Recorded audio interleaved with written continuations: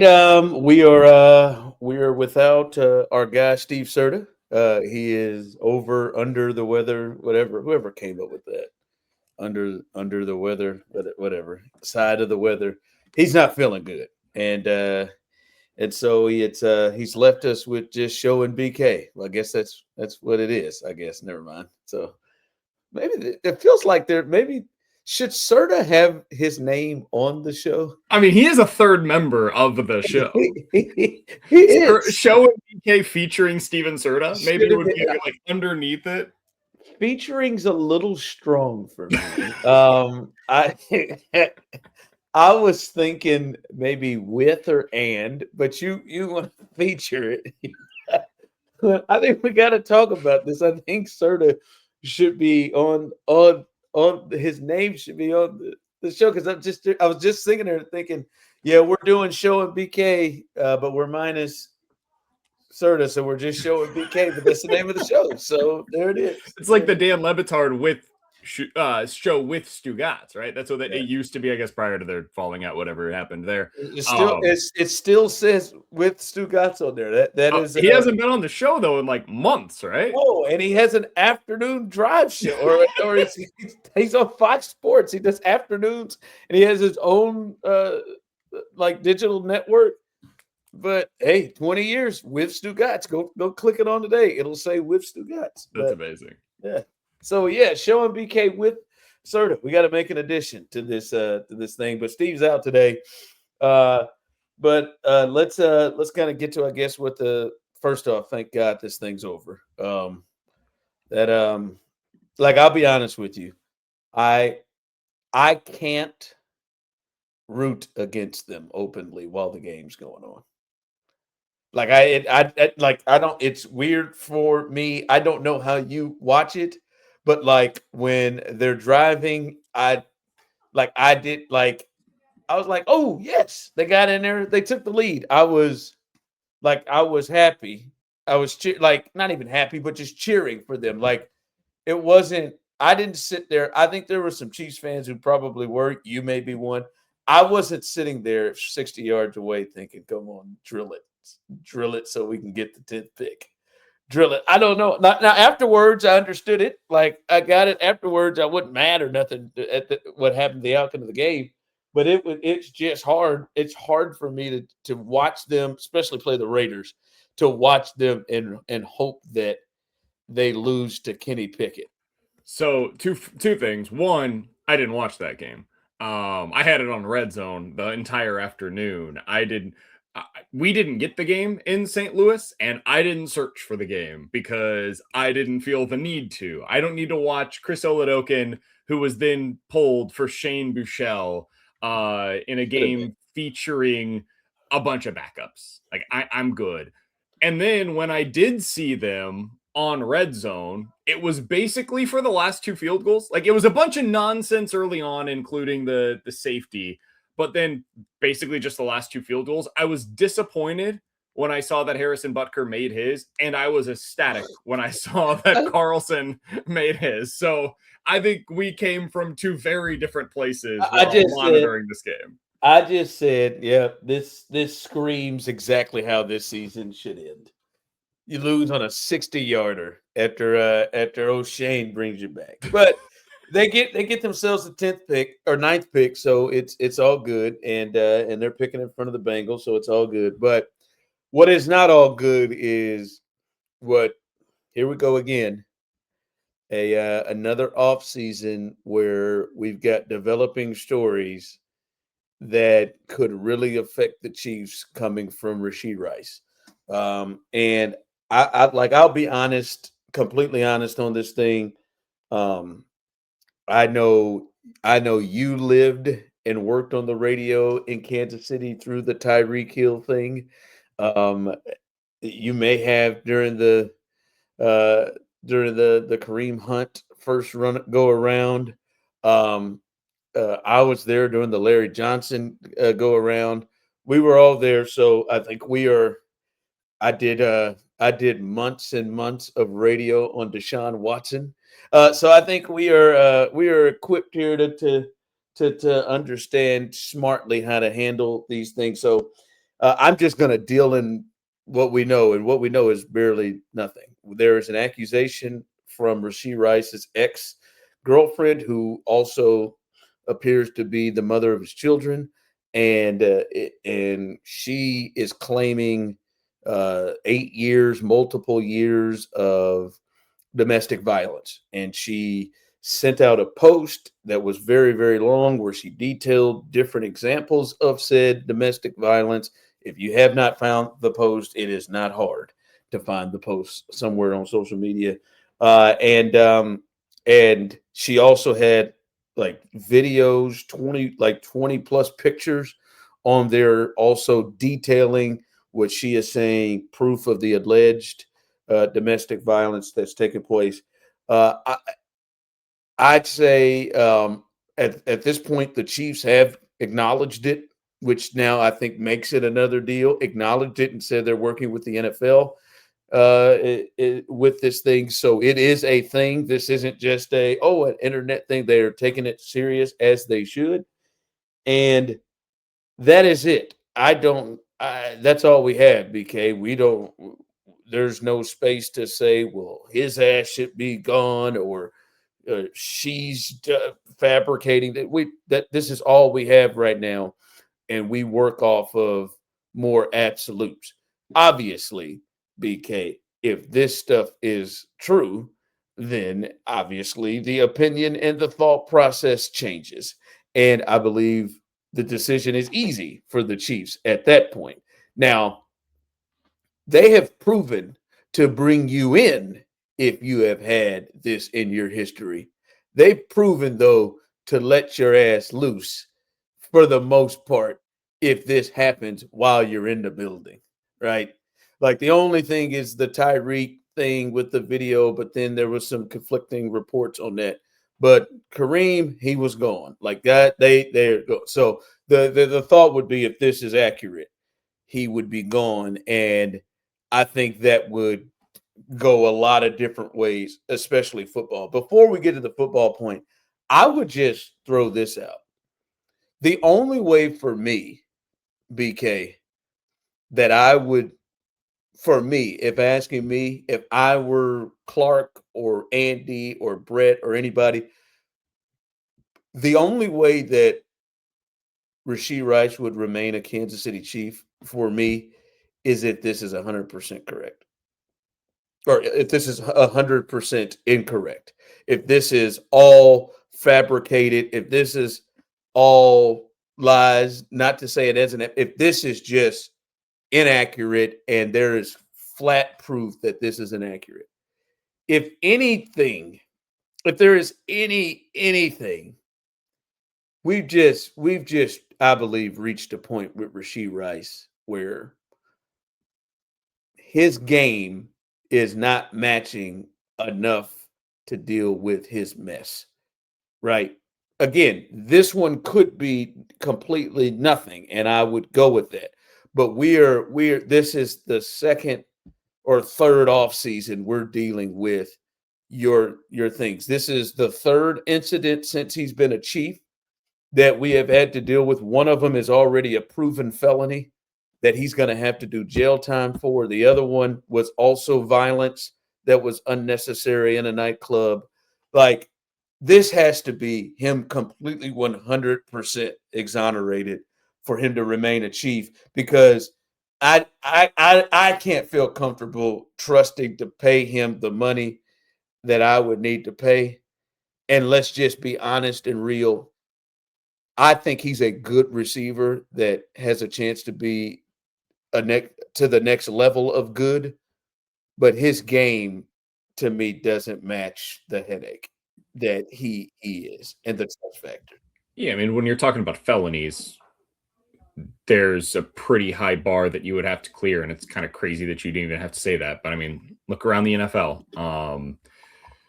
He has 1 year left on his contract. The odds at this point of him getting any kind of a long-term deal in Kansas City, I don't know how you could possibly trust him, honestly. Oh yeah, you're talking about no matter what. Yeah, it's just every offseason there's something new. There's something new with him. He just can't seem even if all of this is proven to be inaccurate, and like you said, Ron, I don't know. I don't know how anybody could know what the truth is in this story. That's up to the league to figure out, at least to some degree, or if there's any charges that are ultimately pressed, like up to the investigators to find out. But the fact that there seems to be something every year with Rashee is just exhausting, man. Like, we've been through this so many times, whether it's with him, before Rashee, with Tyreek, or when they went out and made a big noteworthy free agent signing a few years ago at defensive end. Guess what? That guy also had some stuff where he was suspended, and Charles Omenihu for like the first 6 weeks of the regular season. Frank Clark before him. Absolutely. I'm just exhausted by it all. Like, this team, I understand it is a difficult position to be in when you're making these choices. And if you're Brett Veach or Andy Reid or anybody else inside of the organization, you have to decide, is the risk here worth it for us? Is this going to continue when they get inside of our locker room? And given how difficult it is for them to land blue chip level talent, they have decided, at least, they're willing to take chances on guys with some character concerns. That has been their MO in the past. And to jump in here, you're right, because Rashee Rice had character concerns at SMU.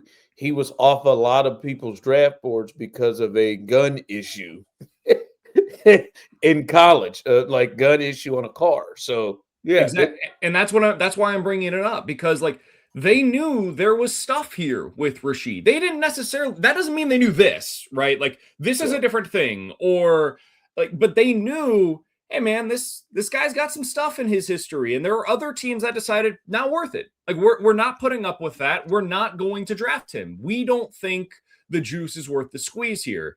And the Chiefs, and it's not just Rashee, this is a long list of players at this point that they've been willing to accept it. They just bite down and say, hey, this is it. This is what we're going to hope that it doesn't happen while they're on our roster.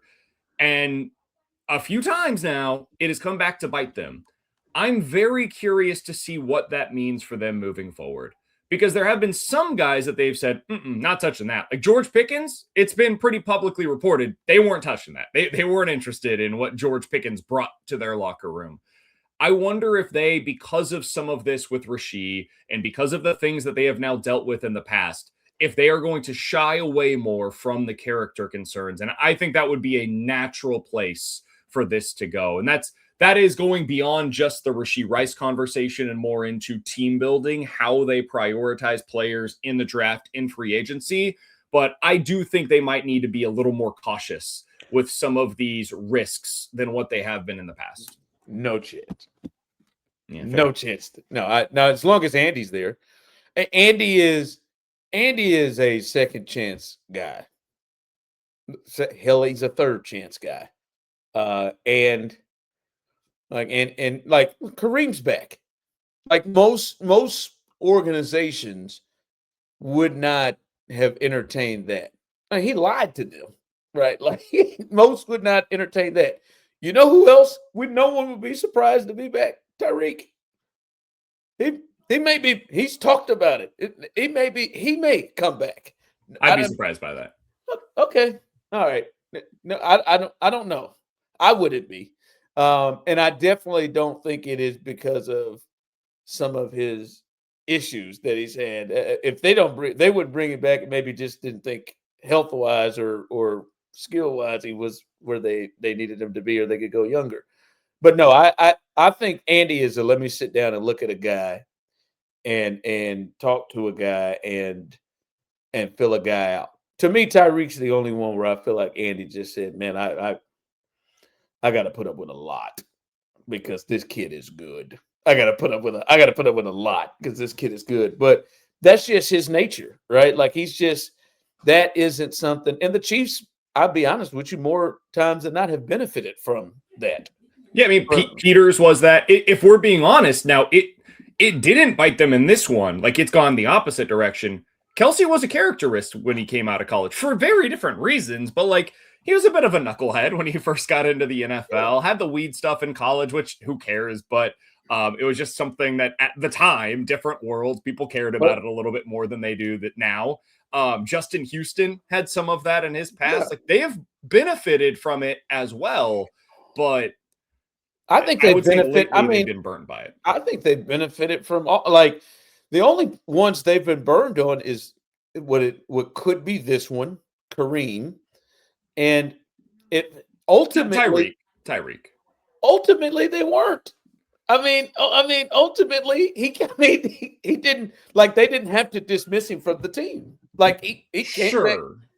Like it was a bad thing the second time around, and especially, but ultimately, Kareem was a leading rusher in football and one of the best backs that complemented this group perfectly. They're like week 12, they got to cut him loose. Right?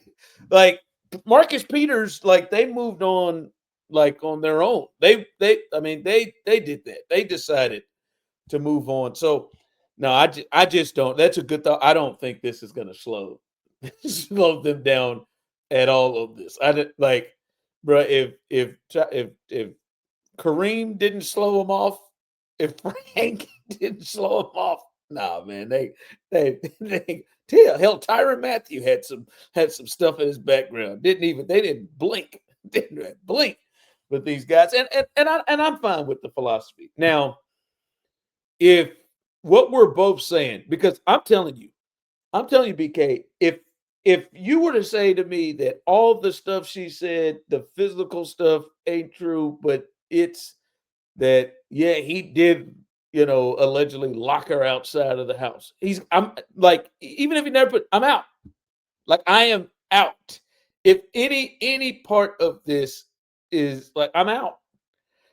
Because like to the things you said, and we don't know what happens, but I do think this completely now has to shift how Brett Veach and Andy Reid and their staff are approaching the offseason and the draft. Right? Like I think clearly this does shift that, because hey, I can roll. We could have gone in here and said, all right, receiver is, you're going to add a receiver, but it's not like top priority. The Rashee Rice situation, you have to, because he's a repeat offender, right? So if any of this is true, even if you would want to, like, he's going to get suspended double-digit games or something like that. So, right now, if I were to bet, I'd bet that Rashee is not starting for the Chiefs week 1. I just for where we are, but who knows? Hopefully, for whatever it works out the best that it can. But this does shift how they've got to approach things, BK, and this may shape and change free agency and the draft, because if Rashee Rice is no longer a part of the plans, whether they've decided or he's just forced their hand, they look very different at the receiver spot. They do, and it means they get more expensive at the receiver position, and that's tough, man. This team does not have a ton of wiggle room, and when you have to spend somewhere, it means you have to go cheap somewhere else. So the tackle position, like, you're probably looking at guys that are internal, and it might not be Jalen Moore. Like, maybe Jalen Moore is a cut candidate now to be able to go get some of that money and spend it on a wide receiver. Defensive end, I know a lot of people are excited about the possibility of going into free agency. Maybe that's just a first-round edge rusher. Cornerback, I hope you enjoy watching Noel Williams and Christian Fulton as your starting corners next year. Hey, you wanted them to bring back on a fifth-year option Trent McDuffie? Sorry, they need that $13 million and the first-round draft selection that they're going to be able to get for him to fill some of these holes. Like, it really does have a trickle-down effect on what their offseason potentially looks like. And then, Ron, beyond that, like, you look at the free agent market, it's not overly exciting with names that you're super thrilled to bring in, and all of these guys are going to get paid. Alec Pierce is one of the top wide receivers on the market. Serda loves him some Alec Pierce now. I find him interesting. Are you willing to pay him $20 million a year? Because that's probably the bare minimum of what the cost is going to be. Jawan Jennings, I think he's a good player. Is he a $20 million a year wide receiver? The market will probably dictate yes. Romeo Dobbs is fine. Do you want to run it back with the Marquise Brown, Hollywood Brown situation? I would say probably no at this point in time. And those are kind of the names.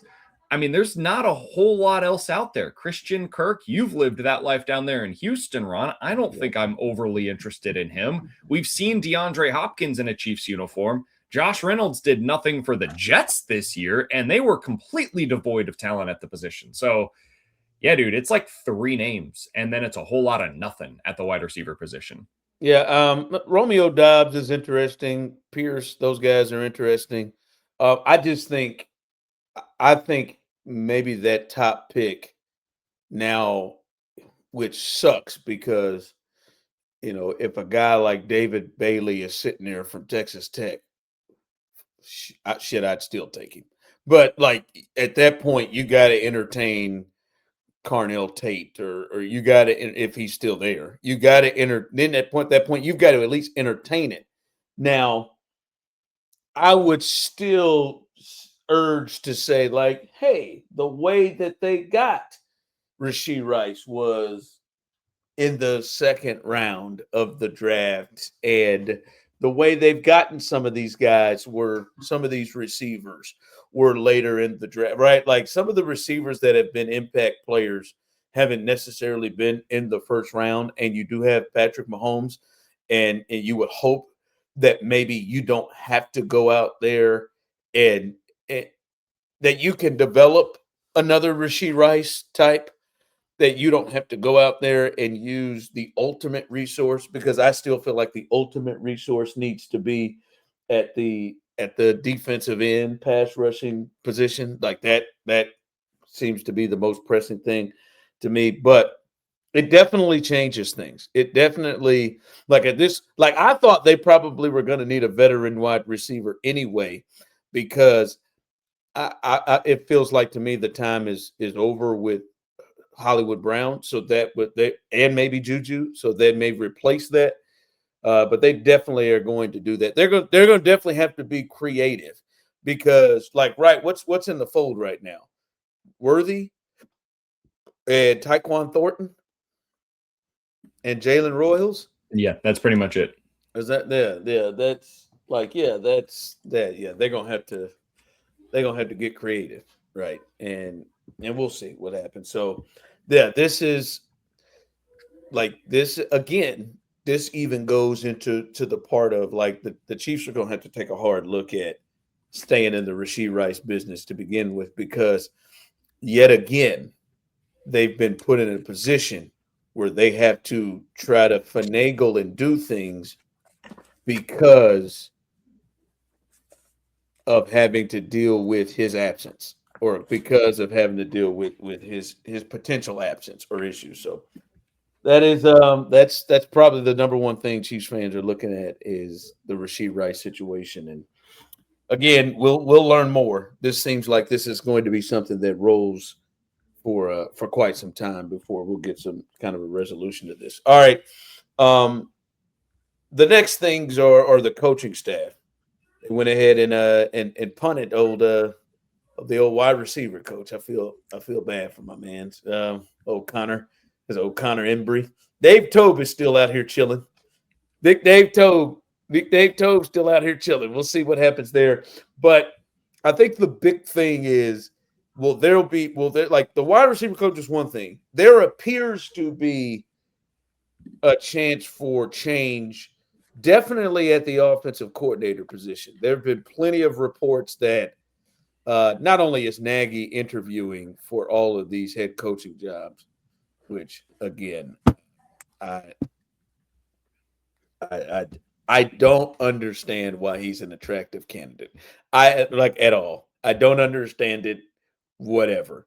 Spags to me feels like a far more attractive candidate than Matt Nagy, and I don't think that I'm all over the place in love if Spags were my coach of my team. But it looks like they're going to get a new OC, which a lot of people want. But Spags is getting interviewed for some of these jobs too, and there could be a potential that Spags is gone. So there could be a clear. A lot of people are just talking about the OC. There could be a clear change on both sides of the ball for the coordinators. I want to start with this. For anybody that was talking at the end of the season about Andy's comments and, oh, they're not going to make the changes that we all know are necessary, can we please stop with that nonsense now? Because it has now officially been reported that the wide receiver coach that everybody wanted fired, he's gone. We don't have to worry about him. The boogeyman is out of there. Also, Matt Nagy, the expectation at this point, whether he gets a head coaching gig elsewhere or he's the offensive coordinator elsewhere, I would be shocked at this point if he is the offensive coordinator for the Chiefs in 2026. Well, that's not happening. Matt's out. Right? He's gone. He's gone. Like his contract is they'd have to give him a new contract. Spags is still under contract. They'd have to give him a new deal. So can we please at least acknowledge at this point and maybe use this for future reference? Andy's comments on these matters do not matter. Listen to their actions, not their words. All right, I needed to get that out of the way.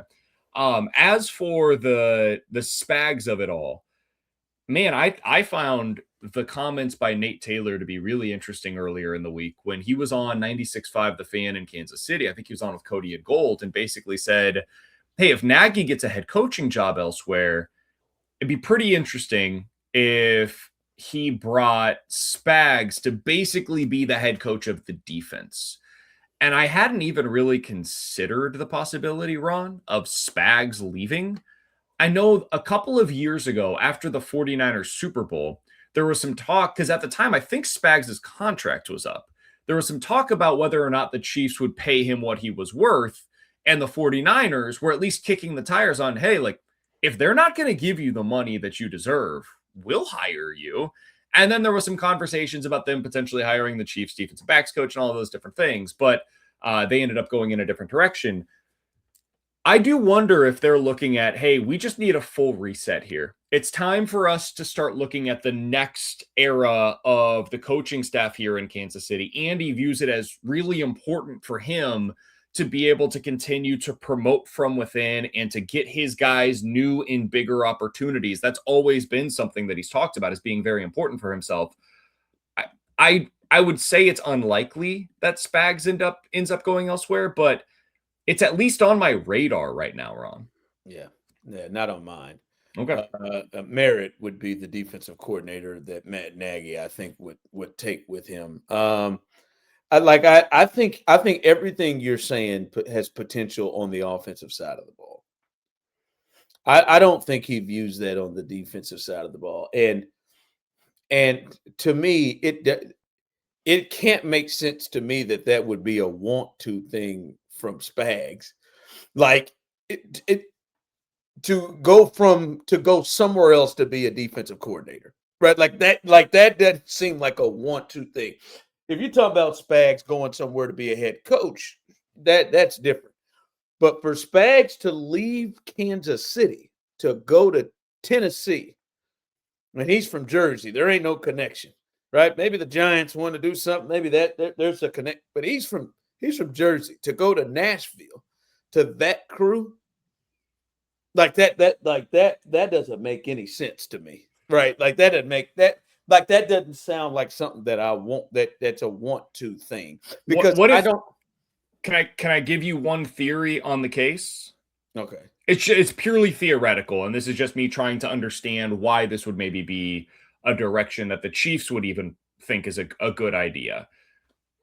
Spags is very specific in the kind of players that he both wants to play and then ultimately does play, right? And it does seem as though there's been a bit of a disconnect lately, especially at defensive end, on the edge rushers that the Chiefs want to bring in and the edge rushers that Spags prefers to play. He wants big, strong, long guys like that play the run well. He has a very clear prototype on what he likes as his edge rushers. They're hard to find, and generally speaking, they're not particularly bendy. They don't bend the edge and get to the quarterback the way that many of the college edge rushers are nowadays. So it makes it very difficult to go find that guy unless you have, a top 5 overall selection, a top 10 overall selection. And then Myles Garrett's there. Joey Bosa is there. Those guys have all of the qualities that he's looking for. So I do wonder, hey, are the Chiefs looking at this and saying, we need to adapt? Our defense needs to adapt as well to what the college game is supplying and the needs of our current defense. And we're not sure Spags is going to be the guy that is able or willing to do it because he keeps reverting back to some of these same tendencies that he's always had. Whereas when he got the job in Kansas City, he had changed quite a bit from his last tenure because he had so many opportunities to go to other teams and go to the NFL films. And I think he took a lot from that opportunity. So if I was to speak theoretically on how or why this would come together, that would be one scenario. Yeah, I mean, if the Chiefs want to make a change, that's a different thing, right? And that's just something I can't see Andy wanting to make a change from. Like, I mean, I mean, you can't ask for anything better from what Spags has been, and he's been able to pull it off this year. And you didn't supply him. Now, I think he's had something to do with, the Amenahues, the some of those guys that have been here, but he didn't have great talent, and they were still a top 10 defense this year. And this was the worst that it feels like they've been since Spags has been here. So if the Chiefs want to push him away, then I could see that logic, and they want to go through a different system. I don't know, right? Like I would have a problem with Spags. Hey, buddy. Hey, David Bailey's here at 9 from Texas Tech. Yeah, I know he's 251, but this dude is a serious pass rusher. Like, hey, it's somebody we got to, if you can't figure out how to be able to use him within your system, then maybe that's something else. But I don't think that Spags isn't adaptable, right? Like, usually Spags has always wanted to have a serious safety. Like, safeties have been a major part from Dawkins to Matthew to Eric to Reed. Like that's been a big deal of his. He's figured and tried to shift some things out. So I can't see the Chiefs wanting to push him out, and then I can't see him leaving Kansas City for another defensive coordinator spot. I didn't know I was going to go here with this, but now that I've gotten to take a deep breath and sit back a little bit, like, I know a lot of people are upset and waiting for the shoe to drop with Dave Tobe. Like, now it's been a little time. Like, is Dave Tobe really that bad as the special teams unit was last year? Like, I'm not. I'm open to hearing it. Like, if they moved on from Dave Tobe, I wouldn't flinch. But how long has Dave Tobe been really, really good? Do we believe special teams has just passed Dave by, or was this a bad season and they've had some rough guys over there? I just I thought 3 or 4 weeks ago, like, I'd have been in major demand as soon as this season ends that Dave Tobe is relieved of his duties. But it's not bothering me as much because the dude is almost like Andy. The dude's been at the top of his field for years, and he had a bad year. I'm trying to think. Was last year really, really bad? I think some of it has been not masked. A lot of the issues on special teams recently have been like the weird Butker moments. And I don't know that that's reflective of Dave Tobe. I think that's more, especially the injuries that Butker was dealing with. I would blame it on that more so than Dave. But some of the stuff with the kicking game, like since they've changed the returns, I would say he has been maybe slow to adapt in that area. And maybe some of the strengths that he brought to the table on special teams have gone away, and some of the weaknesses that he have maybe have been exposed since they've made these changes. But if they wanted to bring Dave Tope back, like I don't think that's going to be the reason they win or lose the Super Bowl next year. These other changes that are potentially in play for them are all far more important than whatever the decision is ultimately made with Dave Tope. I also would just say this, like if they're changing offensive coordinator and wide receiver coach and maybe some of the other positions on the defensive staff, maybe it's fine to have one other stable guy that Andy has trusted on the staff as the special teams coordinator. I'm fine with that. I'm feeling different now. I will acknowledge the special teams was really, really bad, and it hurt this team in a major way. Like there wasn't even a stalemate. It's not only that they did not make any plays, but they hurt you constantly. The penalties and all that. So that does have to shift. But I'm not so certain that Dave just stinks as a or did they just have a rough go of it? All right. The OC thing though is a big one. We don't know about Spags, right? I would say I'm more inclined to believe Spags returns unless he gets a head coaching job. There are 8 openings, so maybe somebody be smart to pull him away. But the OC thing, and I'm curious where people are feeling, because this is a really good cycle to be looking for a new OC, and they can go a bunch of different directions, right? I've kind of separated this. I did some BK stuff. I kind of separated this. Like they could go from guys with serious play calling experience that were head coaches. They could go with guys that were in the family that they're familiar with, that have been in other places and called plays. They could go to up and coming guys that are around that could be the next big thing. Like they have a lot of routes they could go. Mike McDaniel, Brian Dable, Cliff Kingsbury. That one's got a lot of run. Kevin Stefanski, well, I think he may be a head coach, but he's out there. Zach Robinson just lost his job. Todd Monken with Baltimore. Thomas Brown. Those guys are all former play callers and some head coaches that are available. Obviously, we understand in the family the Eric Bieniemy and Mike Kafka situation. But, I mean, you look at it, Mike Kafka is going to a different system under Brian Daboll and maybe learn some other things. And now the guy that everybody loves, boy genius, Eric Bieniemy, has been sitting under, Ben Johnson for the past year. So he's maybe picked up some things. Then Nate Shieldhouse, I know we talked about him with the Rams, the passing game coordinator, former Rockhurst Hawklet. Davis Webb is a big name out of Denver, who's their passing game coordinator. Guy out of Seattle, Chargers. There's a bunch of up and coming guys. What are people wanting? What are people looking? Because it seems like you have your pick of the litter of what you want.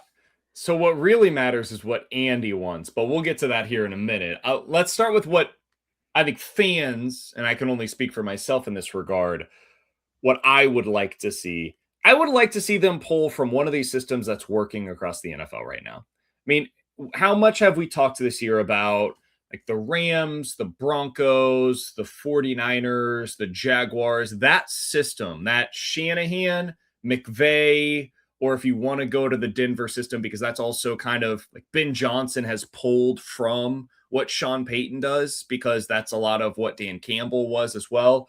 Those are the systems that seem to be having the most success against today's defenses.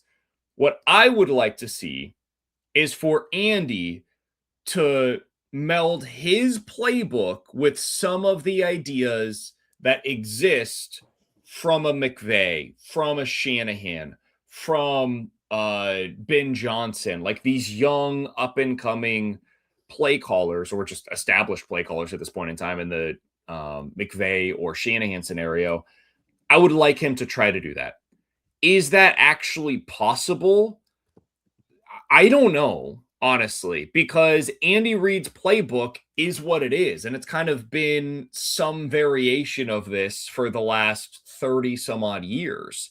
And that's where I think it gets a little difficult is it's easy for me to just say theoretically, I want this. I want Andy to start running more of what's working around the league. But you can't just like take play X, Y, and Z and then do everything else that you were already doing, and then they mesh. Because if the defense knows, hey, they run a couple of plays from these playbooks, well, then they're just going to see that coming. It all has to work together. That's what the best offenses are doing is any play from any formation can be anything. And the Chiefs have kind of gotten away from that and they feel more stale. So how realistic is it that they go get Nathan Shieldhouse, who worked for the Rams, or Spencer Whipple, who worked for the Jaguars, or Davis Webb, who worked for the Broncos? I think less realistic than I would like for it to be. What may be a little more realistic is for them to go out there and bring back Eric Bieniemy, or for them to bring in Cliff Kingsbury, who, if people remember, did talk a lot to the Chiefs in that offseason when Patrick Mahomes was drafted by Andy Reid and the Chiefs. So they have a lot of history of kind of melding the minds on what can work for Patrick Mahomes. How do we make him comfortable in an NFL offense? So to me, like, you want my ideal candidate for this job right now? I don't know how it would work, how it would mesh, but given what Andy is likely to do with the next OC, I think Cliff is probably the best candidate that gives you some new ideas, but still allows Andy to be Andy. I'm glad you brought up the Andy, like what Andy thinks part.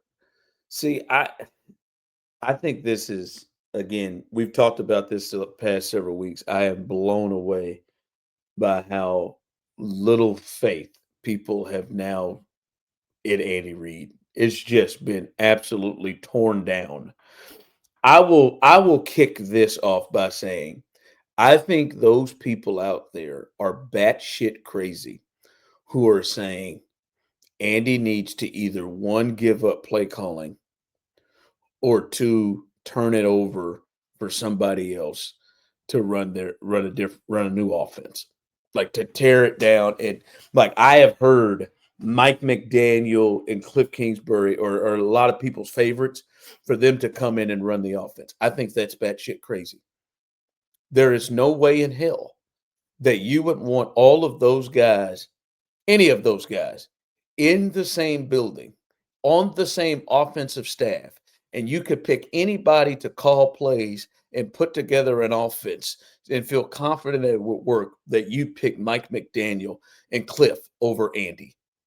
That's it. That's silly sauce. No, they can help. Maybe they can. There in no way like what Andy has done this year. Cliff and Mike have done multiple seasons, like fall apart offensively. There are systems that people just look. The Dolphins scored 50 against the Broncos a couple years ago, and then it went to hell in a handbasket. All right, like we've watched Cliff, the running joke. Cliff's offense is in November. They hit November, something happens. That's not to say that they aren't good coaches and good candidates, but to even think you'd rather have those guys put together the offense or call plays with, I think, the greatest play caller that we have seen since Bill Walsh, play designer since Bill Walsh. Sean McVay is really good. Kyle Shanahan's really good. Andy is still right there with them. He had a bad year. They've had bad years. Go look at them. They've got some 5 and 12s in there. They've got some 6 and 11s or whatever. So I like to start with that. And for me, literally, any of these options I can understand. If Andy says, let me go get Cliff Kingsbury, I'd understand it.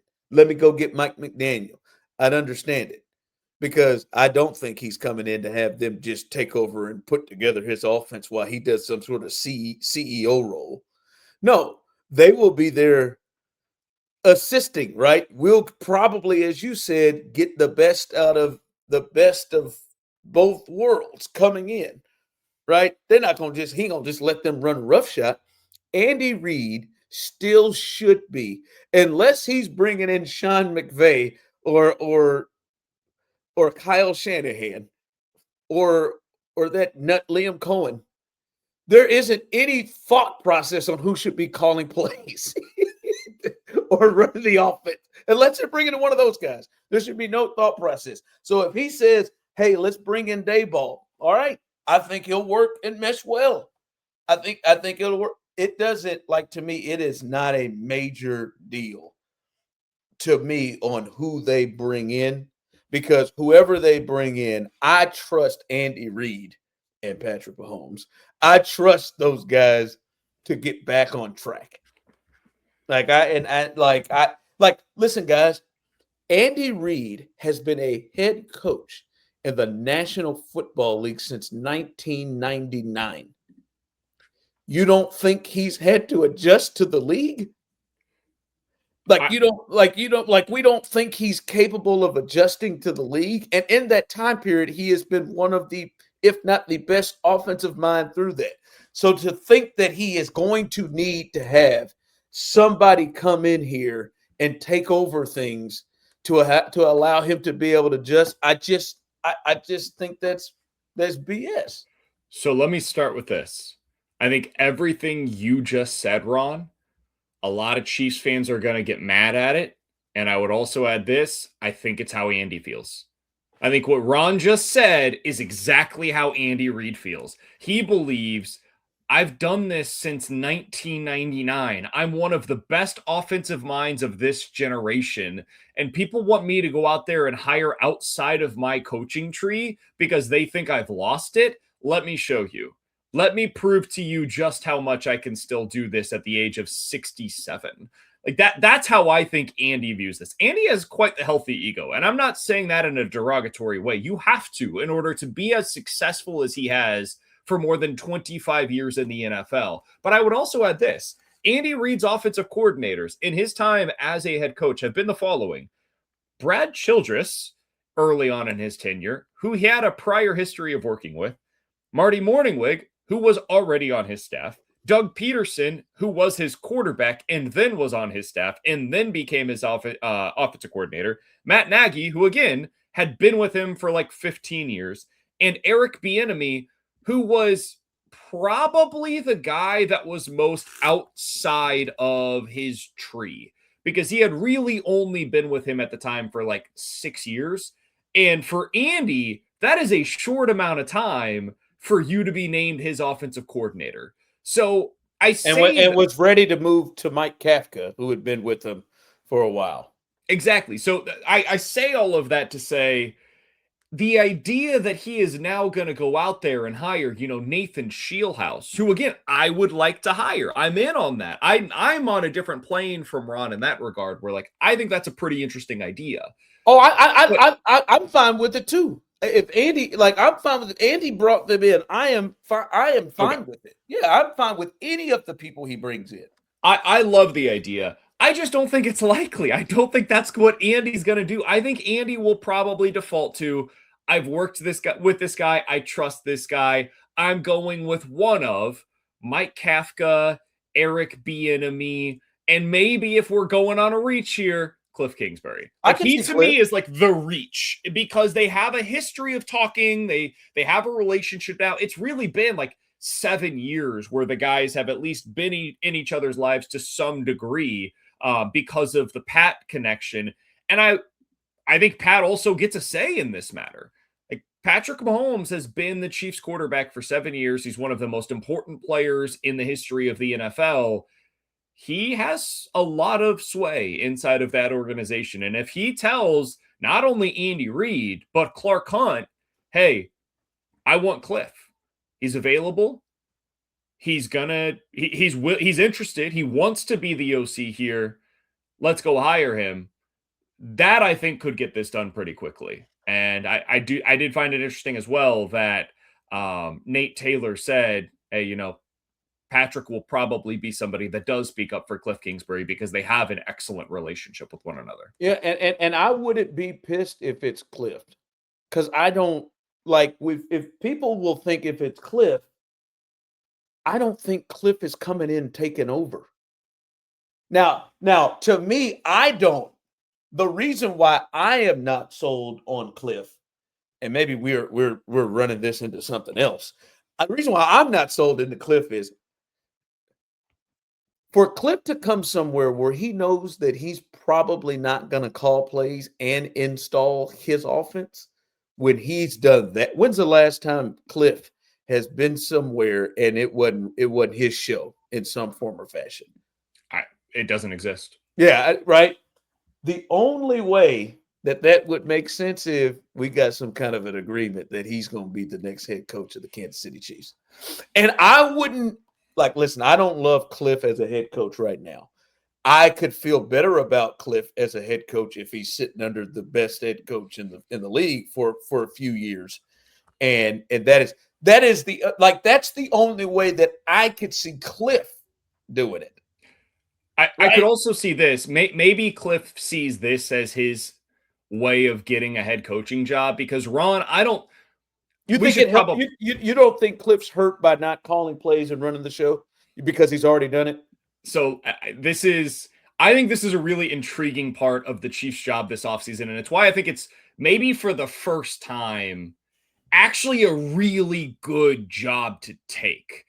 Because for the first time, you're going to get the credit. Because the Chiefs were not as good offensively this year. They appeared to be broken. And if somebody comes in this offseason as a hot shot candidate and the offense suddenly in 2026 looks the way that it did in 2022 or in 2019, and the Chiefs are throwing the ball all over the yard, and maybe it's purely because of personnel and they added, I don't know, Jeremiah Love in the backfield or Breece Hall in the backfield, whoever it may be, and now suddenly the running game is better because they have an explosive element to it.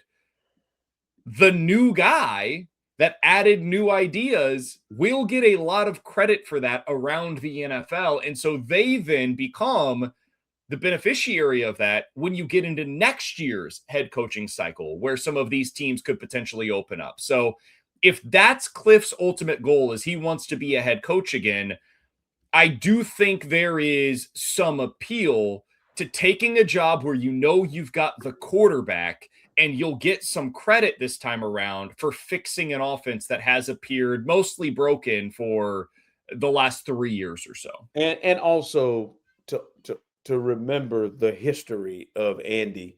Everybody, even though everyone knows it's Andy's show and that he's calling the plays the majority of the time, everyone but Eric has gotten a head coaching job. And I think Mike Kafka would have gotten one had he just stayed and did if he was next. Hell, we could say he was a head coach for the Giants, and he's getting interviewed right now to be a head coach. So, yeah, McVay. And as you mentioned, by the way, Nagy's getting another chance. Yeah.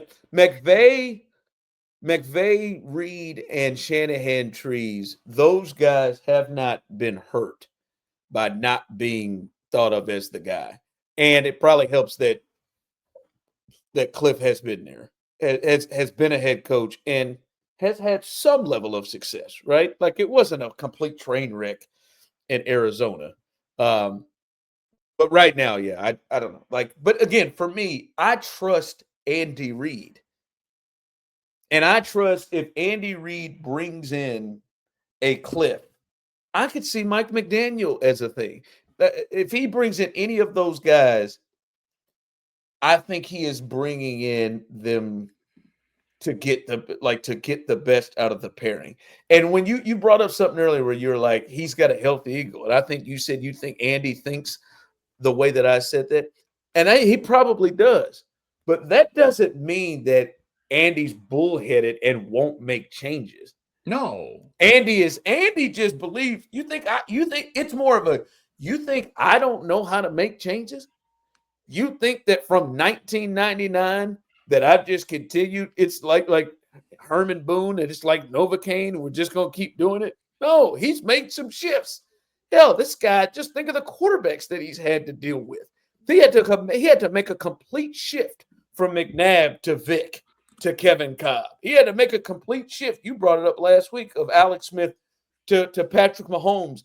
Added some of the stuff Mahomes did at Tech. So this dude damn sure has the ability to adapt. And for some reason, people have just completely forgotten that. All right. What's I guess the other news going in, we've covered it, but the other news going into this thing is Travis Kelce. And will the new OC and Andy Reid have Travis Kelce as their tight end? That's going to be the big thing that we're looking at and seeing. Is he going to come back? Is he not? Is he done? Is he going to hang it up? I told you last week, I don't know what he's going to do. Chris O was not how I believe he envisioned ending it. And so he damn sure doesn't envision Shane B to be the one to throw him his final pass or his final target, him wide open 7 yards away and it thrown 3 yards in front of him with no pressure. I don't believe that's how he envisioned this sucker to end, losing to the Raiders. What did they lose? 15-12 or something, 14-12 on field goals and a safety. I don't believe that's how he saw it. But like he also could move on. So this is different. Like now that we're starting to get information from last year, it felt like Travis kind of knew pretty quickly after the Super Bowl that he was coming back. I'm not certain that that's the case here. I don't know what he's gonna do. I listened to the part of his podcast from earlier this week, Ron, where he talked about what his future decision will come down to and how he's going to decide that. And as I was listening to it, I thought to myself, like, man, this sounds like a guy who wants to come back and he just wants to listen to his body to decide if he can come back. And if we know anything about Kelce, if he feels like he can play, I think he's going to. And so my lean listening to him on that was, all right, I think he's coming back. I think he's going to play one more year. And then I saw this report from Us Weekly, and this just came out a little while ago. He's in talks with Netflix to serve as their exclusive broadcast sports correspondent, according to a source who told Us Weekly. Terms of a potential deal are still being finalized, but discussions are underway. Another source told Us Weekly that Kelce, quote, has had talks with his team about retiring and not playing football next season. Those talks have been about what his next career move would look like if he does indeed decide to retire. Now, this makes sense. You should be in these kinds of negotiations, whether you're going to retire or not, because at least you'll have this set up for yourself in the event that you decide to go that direction. So that's cool. I also know, though, and Ron, you've talked to enough former athletes, they'll tell you, hey, man, once you get down that line of like thinking about what your next career move is going to be and you're really thinking about retirement, you're probably retired. And so this was the first sign this offseason where I was like, maybe he is really kind of leaning in that direction. And maybe he did think about like, I want to play, but my body's telling me I just can't do it anymore. But I mean, listen, how many offers you think he's been getting thrown his way from all parts of entertainment? I saw one guy who covers sports media say he's probably going to make $10 to $20 million a year as a sports correspondent. So he could make as much or more next year doing media than being a professional football player. And that's just in the sports realm of things. He's already doing stuff with FX, movies and things like that. And his podcast with his brother is enormous. So, man, I think it's really mixed because I think Travis is mixed. Like I think Travis doesn't know. Are we 100% sure? I know where I am. Are we 100% sure that the Chiefs are like, please come back? Like, are we 100% sure that they aren't wanting him to come back? I would think so. I mean, there ain't how many tight ends had 800 yards this year? like 4 or 5. Yeah, Like I think he was top 5 in the NFL among tight ends and receiving yards. Yeah. Like that ain't just that, and that is with just a shit show the last 4 or 5 weeks. Even more of a show than the other parts of the year, which wasn't spectacular. So I don't know, boy. I would think the Chiefs want him to come back. I think Mahomes, like I feel like Mahomes probably ain't going to push it, but I would think Mahomes wants him to come back. And I feel like if anybody who could get into his head, it would be him. Do you think the Rashee situation plays into this at all?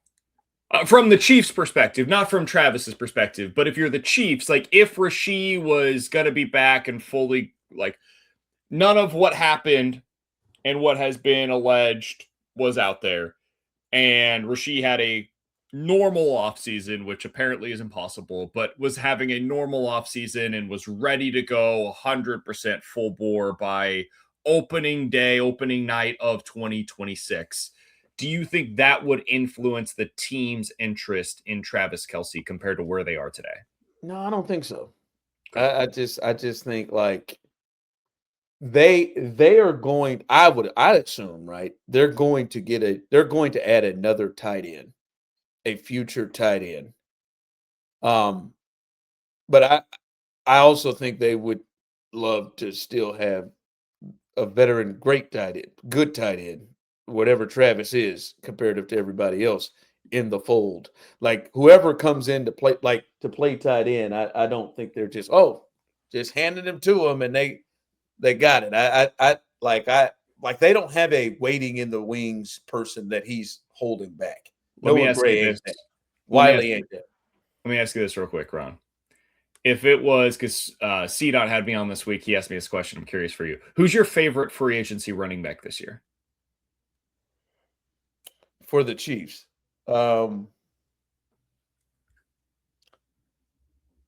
two that I have really thought about is the kid at Atlanta, Tyler Algier, and then three. Tyler Algier, and what's his name in Jacksonville? ETN. Yeah, ETN. And then Kenneth Walker is interesting to me in Seattle. Like those three names have jumped. Let's go ETN. If you had to make a decision this offseason and it was similar money and you could only have one next year, would you rather have Travis Etienne or Travis Kelce on the Chiefs?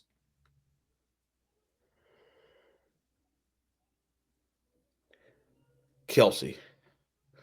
I think. What if it was Breece Hall versus Travis Kelce? Kelce. I just think the running back.